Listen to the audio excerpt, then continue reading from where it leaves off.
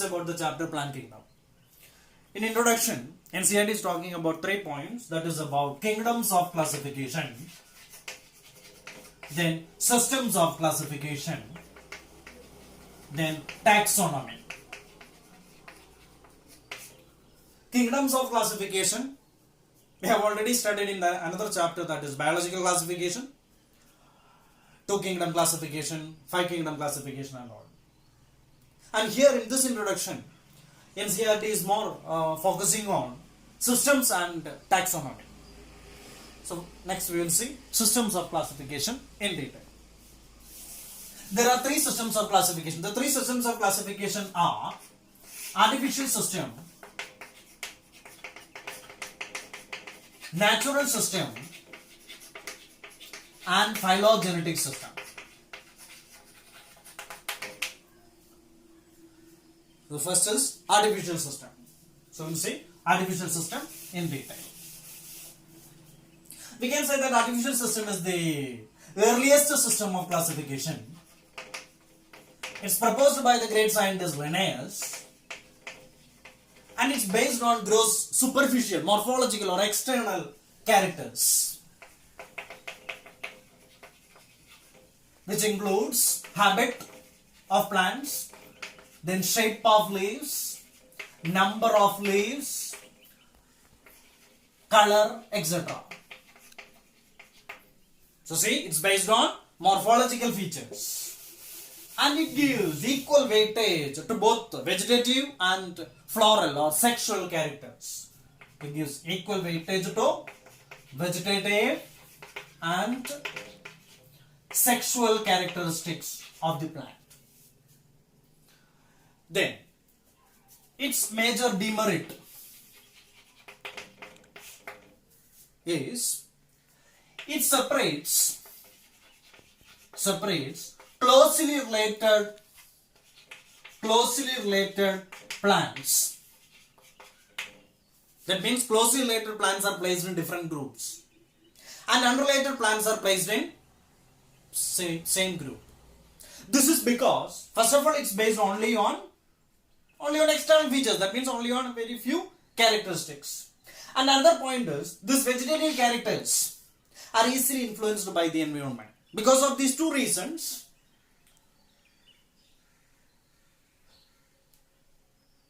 artificial system separates closely related species, and that is the demerit of the system. Then coming to natural system. So next is about natural system of classification in detail. Natural system, also known as Bentham and Hooker's system of classification, is named after the discoverer, that is George Bentham and Joseph Dalton Hooker.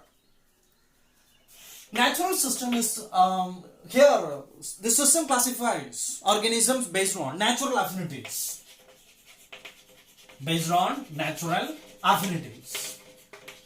Which includes both external and internal features. Both external and internal features are considered for classification.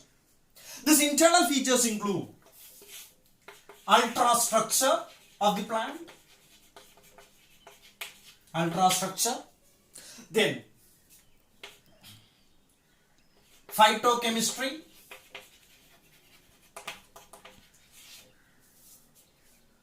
then plant chemistry, then embryology,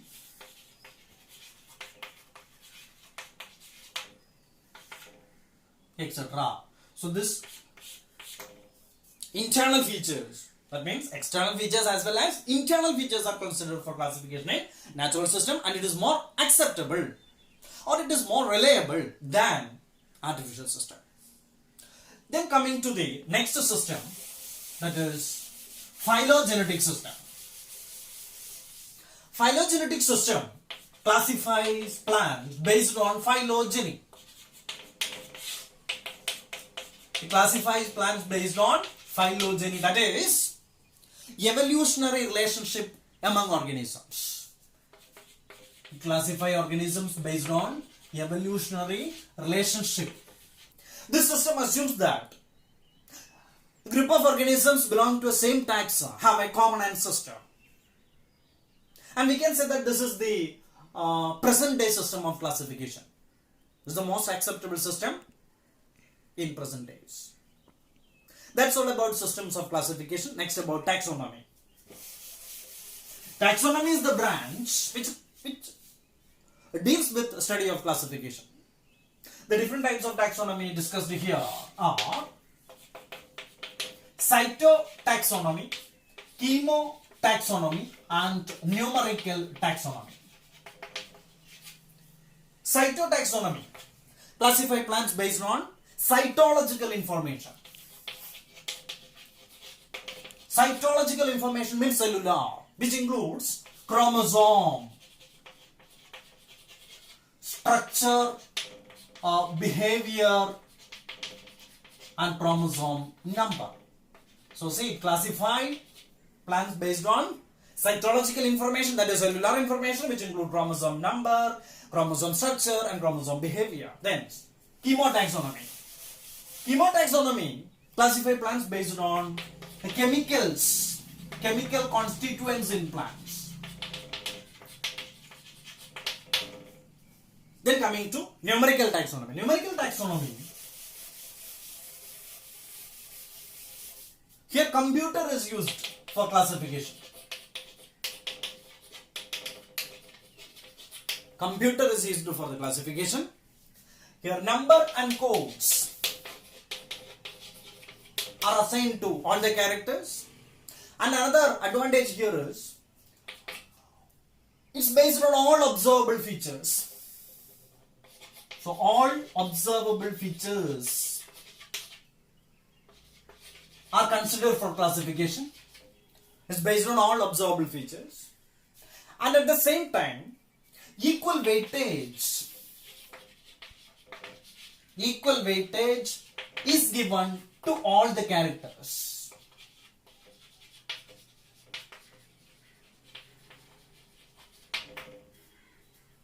That is numerical taxonomy. So that's all about the introduction in the chapter. The next about the classification. Plant kingdom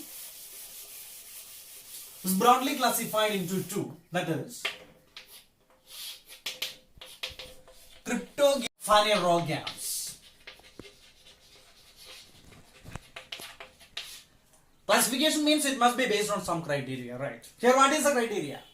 See, the classification here is based on whether seed is present or absent, whether they are seed producers or cryptogams. They are seedless plants. Phanerogams are seed producing, seed bearing plants. Cryptogams includes thallophytes, bryophytes, and pteridophytes. Phanerogams includes only two groups. They are gymnosperms and angiosperms.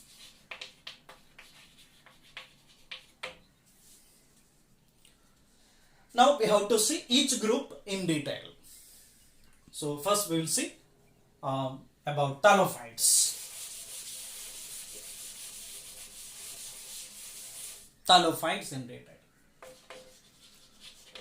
Thallophytes. Phytes, word meaning plants. Thallus. So they are plants that possess thallus. So thallus producing plants are known as thallophytes. Thallus means what? Thallus means undifferentiated plant body. So undifferentiated plant body is known as thallus. Usually if we assume a plant means it will have three parts: root, stem and leaf. That is a well differentiated plant body. So here it is a plant body, but it cannot be differentiated into root, stem and leaf. Such an undifferentiated plant body is known as thallus. Then a thallophyte example, algae. Algae, we have to see in detail about algae. Under this title, we have to discuss about definition, then habitat, then form and size, then reproduction, then economic importance or ecological significance, then classification. These are the subtitles under the title algae. So first we will see the definition. What is the definition of algae? Algae means what? Algae, the definition is simple, thalloid, chlorophyll bearing,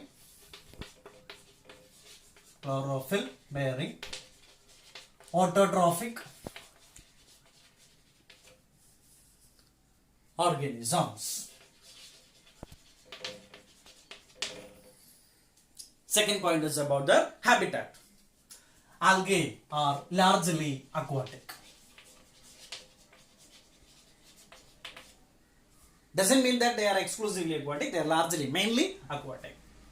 They can be found in a variety of other habitat also. Example, moist stone. They can be found on moist stones. Or can be found in association with fungi. That is known as lichen. Algae, fungal, symbiotic association, lichen. Then they can be found on the body of animals like sloth bear. That's all about the second subtitle, habitat. Third point, form and size.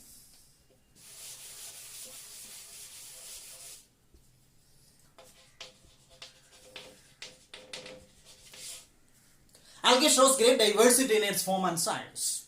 It varies from unicellular algae to giant massive algae. Unicellular algae, one example, Chlamydomonas. Colonial algae are also there. Example, Volvox.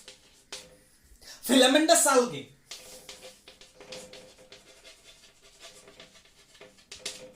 Example, Lothrex.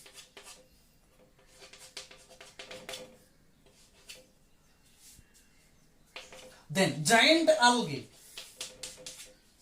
Example, giant algae are commonly known as scalps.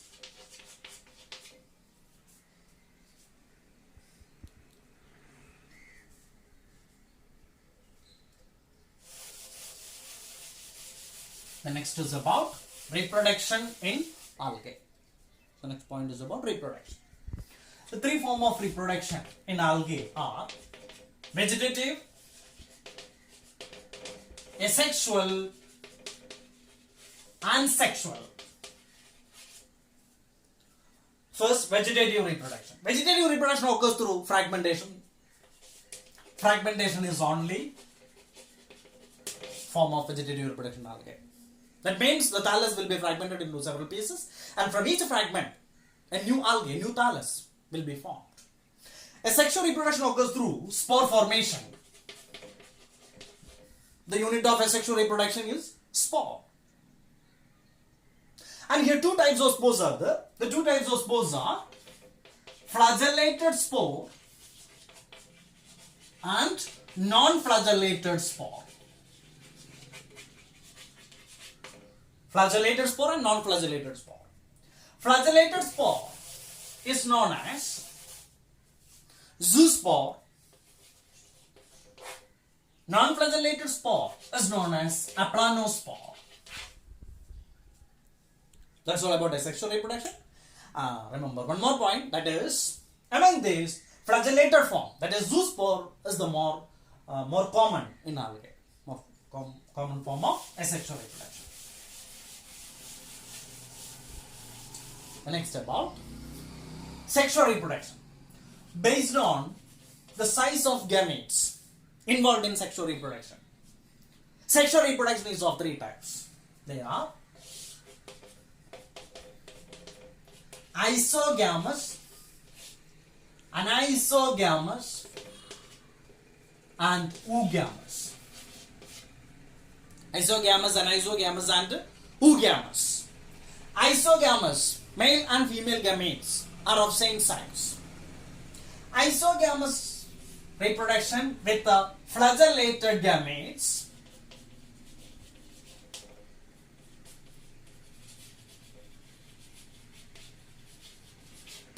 isogamous reproduction with the non-flagellated gametes. Separate examples are given in NCERT. Isogamy with the flagellated gamete. In older versions of NCERT, some species of chlamydomonas was given. Here, in the 2020-21 NCERT, example given is Alothrix, Spirogera. Anisogamy, male and female gametes differ in the size. They are dissimilar in size. Anisogamous, example Eudorina. Remember, in older versions of NCERT, some species of chlamydomonas is given as the example. But in 2020-21 edition, Eudorina is the example given for anisogamous reproduction. Then oogamous. Oogamous means a small motile male gamete. Small motile male gamete fuses with large non-motile female gamete. So remember, small motile male gamete fuses with large non-motile female gamete. That is oogamous reproduction. Two NCERT examples, volvox and fucus.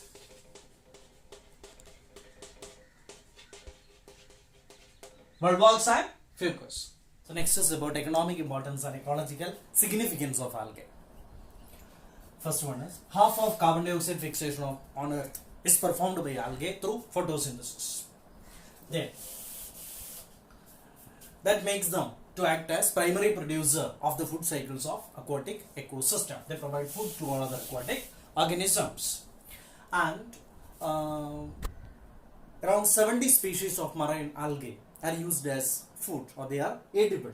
Few examples, Porphyra, Sargassum and Laminaria. Then, hydrocolloids present in algae which are used commercially. Example, algin.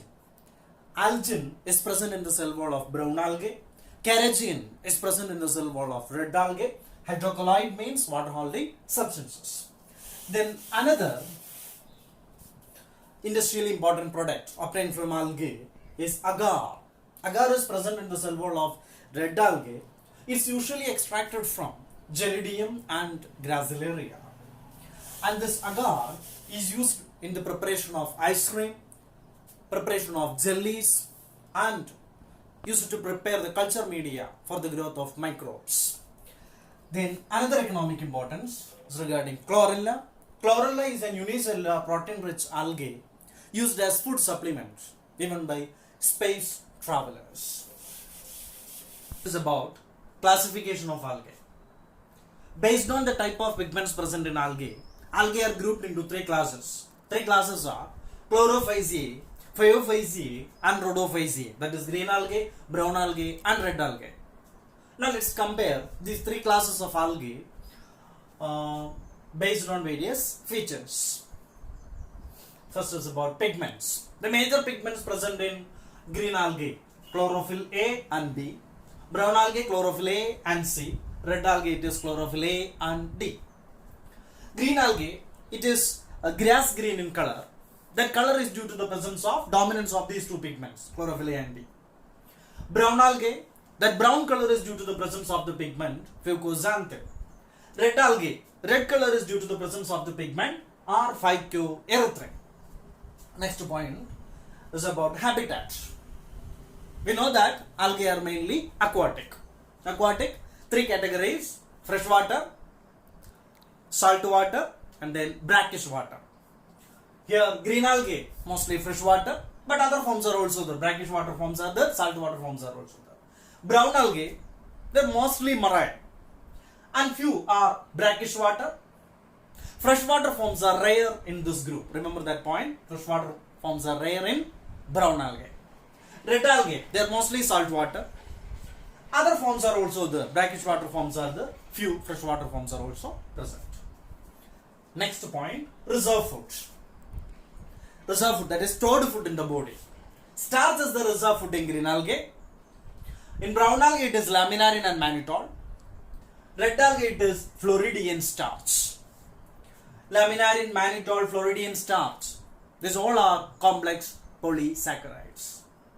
And one more point, Floridian starch is structurally similar to glycogen and amylopectin.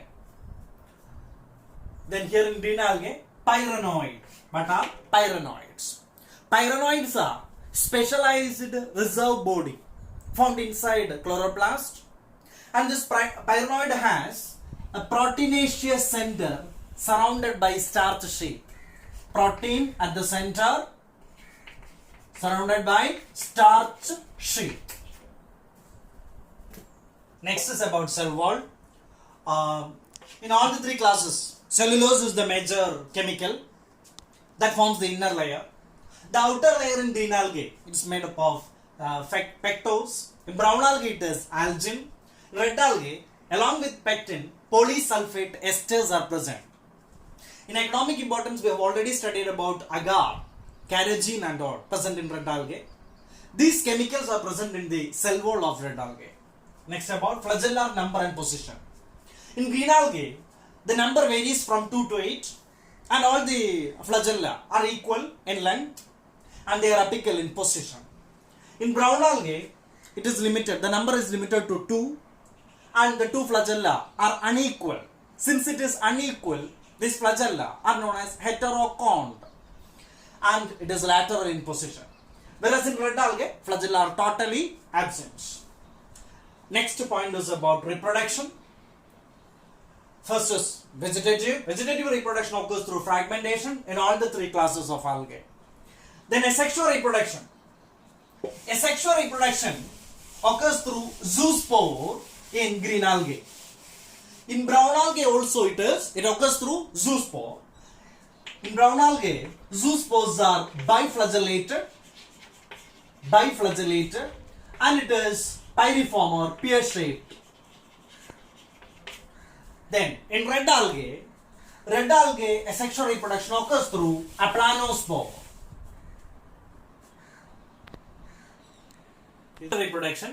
Sexual reproduction in green algae occurs through isogamy, anisogamy or oogamy. Any one of the three forms are present. In brown algae also isogamous, anisogamous or oogamous. And another speciality in brown algae is here gametes are biflagellated and pyriform. And one more point here, fertilization takes place either in water or takes place inside oogonium in oogamous species. Fertilization takes place within oogonium in oogamous species. Red algae, reproduction itself only through oogamy and it takes place through non-motile gametes. Remember, usual oogamy means male gamete is motile, female gamete is non-motile, whereas in red algae, both male and female gametes are non-motile. Then, complex post-fertilization developments are seen in red algae. That's next is of algae. Green algae examples, NCERT examples, Chlamydomonas, Volva, Zolothrix, Barogera and Cara. Brown algae examples, Ectocarpus, Dictyota, Laminaria, Sargassum and Fucus. Red algae examples, Polysiphonia, Porphyra, Gracilaria and Gelidium. So that's all about classification of algae. And that's all about plant kingdom part 1. If you like this video, please subscribe and share.